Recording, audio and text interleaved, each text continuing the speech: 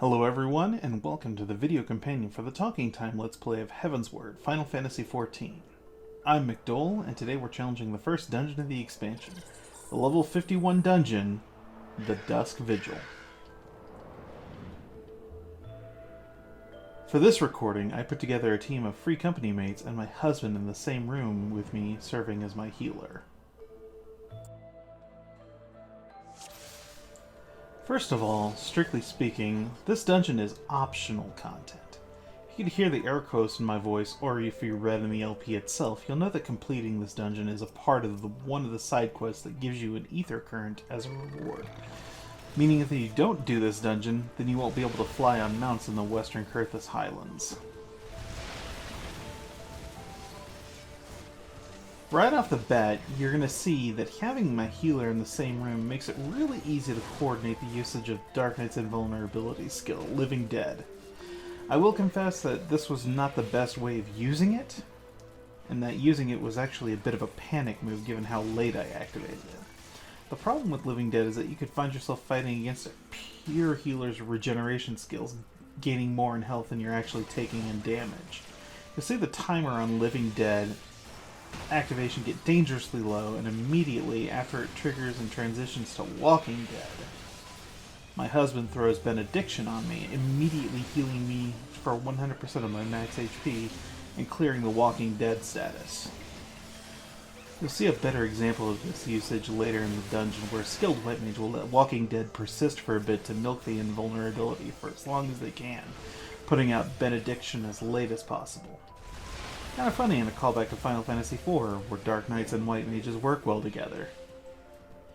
To give you a little bit of lore about this place, Dusk Vigil was an Ishgardian fortress that secured the western lands of Kurthus in a time before the 7th Umbral Calamity, but it was abandoned after the land's weather turned foul and those that survived retreated to Falcon's Nest.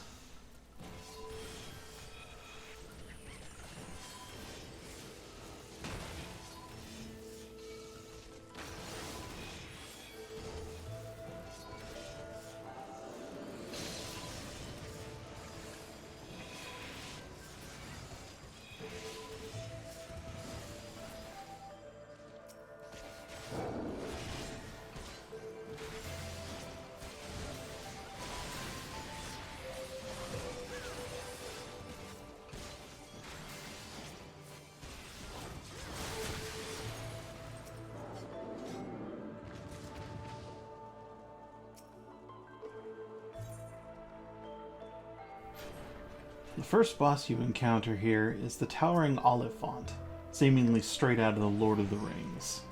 His major claim to fame is his attack pattern, where he will stun a player, then use Woolly Inspiration to pull the stunned player in, and then rout to knock them into the sky. A player can stand between the Oliphant and the stunned player to mitigate the damage, but I don't do that because I'm not good at this video game.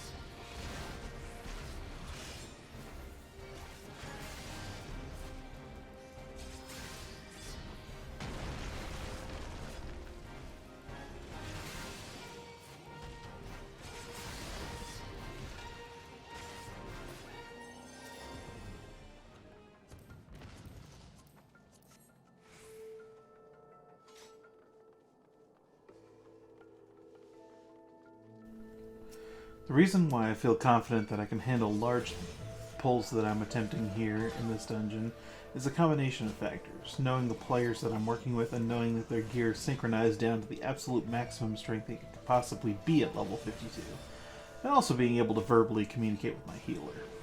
I didn't record the audio of myself and my husband communicating, but he is able to tell me when his good off-global cooldown abilities are ready to be used, such as Benediction or a skill white mages get at level 54, Asylum, or their level 52 skill, Afflatus. Asylum is a placed bubble that regenerates the HP of an ally standing within it.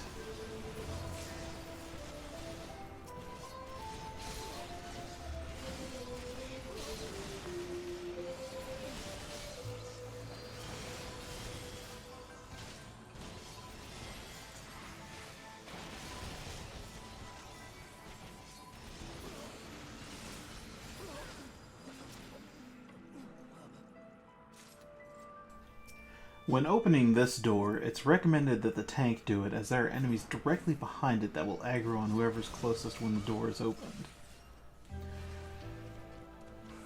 For these large AoE situations, you're going to be seeing a lot of Unleash and Flood of Darkness, as there aren't that many AoE skills until the Dark Knight's kit expands slightly later in the expansion, and even further at the beginning of Shadowbringers.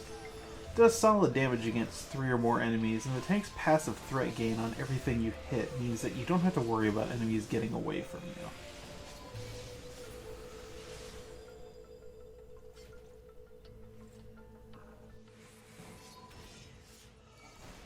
Your best option when being ambushed by a batch of enemies like you are here is to just keep mashing your AoE threat skill to grab them as quickly as you possibly can to avoid too many enemies jumping on other people. The second boss for this dungeon is actually a callback to the Legacy 1.0 game, Sir Ulhameric. This fellow featured in a few of the class story quests for several of the classes in Gridania. He refused to abandon Dusk Vigil after the Calamity, and those who remained loyal to him as well stayed. You can see their fates clearly what happened with the fellows that were previously in the area. Generally, you want to keep Ulhameric away from Conjurer ads, as if they're able to, they would buff Ulhameric, making life more and more annoying the longer the fight goes.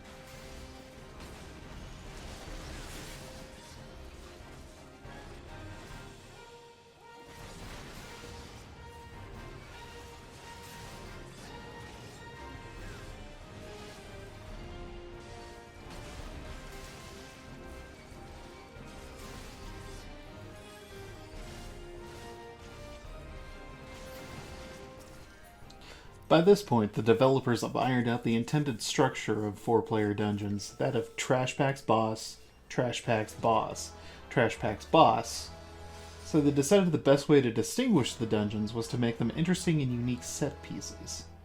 While Dusk Vigil on the surface might seem like a reskin of Stone Vigil, it starts in the frozen courtyards that have frozen over outside the keep itself, and then working into the keep, while with the players having to kit bash mechanisms into allowing them deeper, or finding them keys off the shambling corpses of the dead knights all over the place. Another thing I'd like to point about high-level tanking is knowing how some enemies have ranged attacks and will not move if they can already target you. This can be frustrating, especially if you're trying to burn down a group of them while you're low on cooldowns. What you'll see me do is break line of sight from the ice sprite enemies, forcing them to move to be able to target me. I then position myself so the melee attacking enemies will sit right there with the range enemies, giving my DPS and healer plenty of prime targets for their AoE destruction. Also, you'll see this much cleaner use of Living Dead.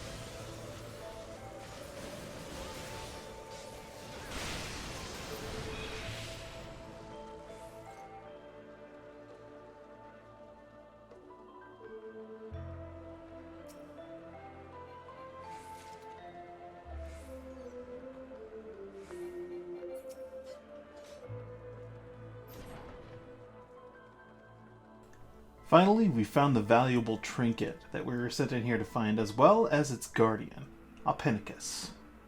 Eagle-eyed players will have spotted this beastie in the courtyards and later on in the battle, and it's kind of similar to how the dragon boss of Stone Vigil made some appearances throughout the dungeon.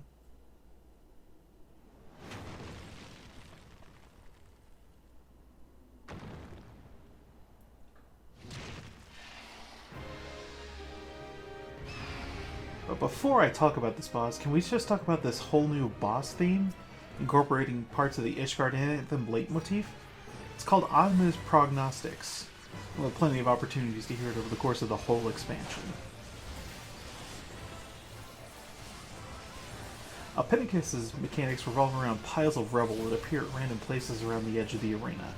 First is Free Fall, where he'll pick a player at random, jump to pounce on them, similar to how Dragoon's jump ability works. He'll return to wherever he started from, and any rubble that he lands on will also be destroyed. Whirling Jail is the mechanic that trips many players up. It's a full room AoE that will start drawing you in over several pulses. If you get dragged into the center, you'll be stunned and take a significant amount of damage as you get launched into the air. You can counteract this by either standing next to a pile of rubble such that it blocks the line of sight to the center, or by popping Sprint if you're not too close to the center and running toward the edge. It's better to get behind a rubble pile when you see Whirling Jail being cast. Last major attack is Winds of Winter. This will damage the whole room, and if you aren't standing behind a rubble pile relative to the boss, then you'll take a stacking wind damage vulnerability debuff, meaning you'll take more damage as the fight goes on.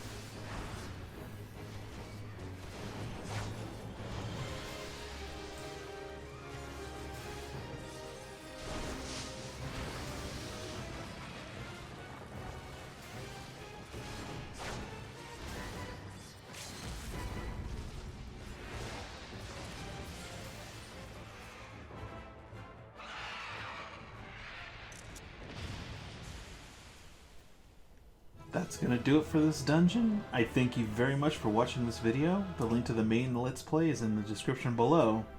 And remember, a smile better suits a hero.